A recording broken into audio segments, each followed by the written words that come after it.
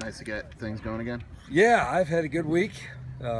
Spent time with a lot of coaches and the good folks at Nike, and the enthusiasm for the players was really good today. I thought, especially it was a long practice, so it's good to be back out here. How much do you take away when you meet with other coaches? How much do you guys? Well, I think I love the trip that we take because you don't really have time to talk ball with the guys during the season, and it's a lot easier to do it when you're in person. And everybody's got their own philosophies, but if you just pick up one or two things that can help your program, I think it's beneficial. And I come out of that trip every year with a couple new ideas. It's could be in recruiting, it could be on the field, it could be practice related, but I think it's helped us.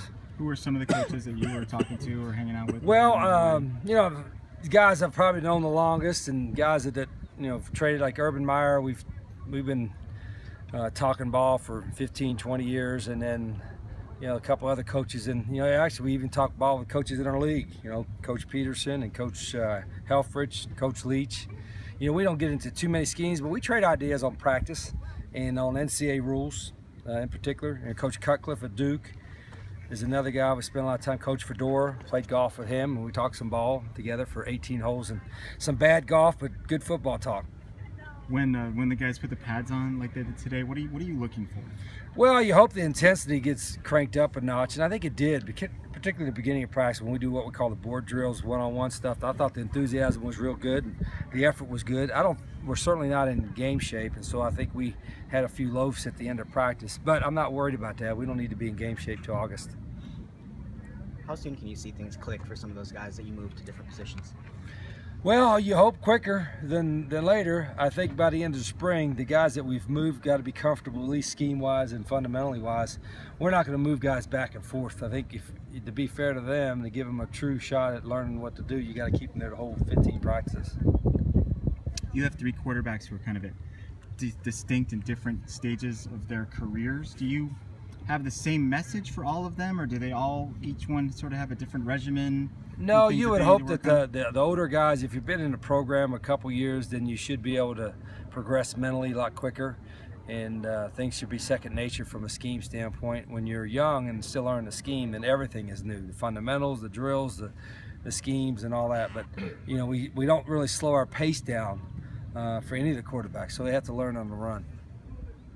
Not knowing entirely what's going on, how does that manifest itself with a guy like Khalil Tate out there? Oh, he's just got to learn. He got to get caught up. He's probably just like drinking water from a fire hose right now, but we can't slow down just for him. He's got to keep up with the rest of them, and he's a very conscientious guy, and it's important to him. And in 3 practices, he's made pretty good progress. Another good day for the defensive staff to see what they have now. Their guys are in. Yeah, this has been a better day than the other ones because we had pads on. They're still learning. There's still some things that are now new fundamentals for our defense that are not normal. And so, as I explained to the defense after practice, there's a new normal, and we've got to learn it. How would you describe the new normal? Oh, why would I tell you? Well, just in general. I mean, sort of. It's just different. Yeah. Okay. You lost a couple of big wide receivers to graduation. You have Trey Griffey coming back. Obviously, a lot of the other guys are on the smaller side. How important is it to your offense, to have a quote-unquote big receiver? Or a couple everybody likes to have. You like to have a combination. You want the fast guys and the big guys. And you hope the big guys are fast, and so you got best of both worlds. But we got a couple of our slots, and Samaje Grant and Nate Phillips are veterans that can play everywhere, and they're going to be invaluable because they're just really good players. Trey's the biggest guy we got now, and obviously that role is going to be an increase for him. But we're going to address that in recruiting. We already did. We need to get some size and always have the ability to have certain matchups, whether it's inside or outside, whether it's size or speed.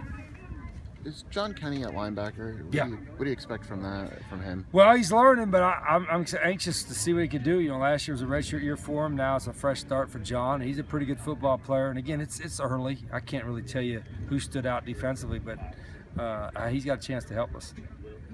Is there anything you can tell us at this point about Brian Ndu's status? No, he's going to have surgery soon, hopefully for the next week or two. For his knee? Yeah. Okay, and does that mean he's out for the spring? He may be out for the fall. We don't know yet. Don't know yet. Okay. Do you know what the injury is? No, and I'm not going to discuss it. Yeah, okay. All right, guys. Okay. Let's go.